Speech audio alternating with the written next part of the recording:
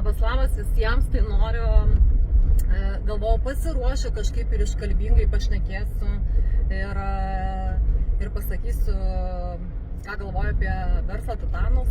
Ir aš nežinau, kiek mes laiko bendraujam, bet pirmas atsiliepimas mano tikrai yra patalpintas puslapyje, bet turiu dabar dar galbūt papildyti ir pasakyti savo nuomonę. Tai gal ir daug neįsiplėsiu, kai labai mėgstu tai daryti, bet faktas yra vienas, kad verslo titanas man taupo mano nervus. Jis visada yra priekyje net ne vienu, keliais žingsniais ir tie keli žingsniai padaro tokį wow efektą, nes aš, pavyzdžiui, žinau, kad aš galiu būti užblokuota Facebook'e, ane? Nu, ten tarkim, kažkokios patikros gali būti ir aš jau tai žinau, kad taip atsitiks. Tai kai man tai nutinka, aš tiesiog reaguoju į tai paprastai.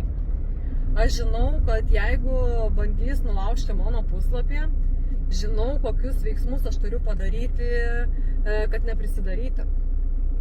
Žinau, kad skubėti reikia lėtai, tai jau išmokė. Ir daug tokių dalykų išmokina ir šiaip esu liktai ir nenaujokė čia, bet tikrai labai rekomenduoju, žinokit, pasinaudoti visais pasiūlymais. Nu, net ne visais, kam reikia visų, neturėsit kur dėti paskui pinigų. Bet pasinaudokite bent keliais pasiūlymais, ką Jevgenijus siūlo. O jeigu neturit atseit laiko, tai bent užsirašykite į knygutę. Nes aš dar kartelį pasakysiu, jisai tai daro nemokamai. Kodėl tai daro, net neįsivaizduoju. Matomai tiesiog taip širdis jo jaučia, kad taip reikia su klientais elgtis. Ir ne viskas man patinka pačiam Jevgenijui, būna visko, bet manau, kad ir jam ne viskas patinka mumyse. Jisai toleruoja mus, dėl to ir mes turėtumėm toleruoti kai kurias žmogaus savybės ir svarbiausia yra per daug nesuasmeninti, o naudotis tuo, ką jisai duoda.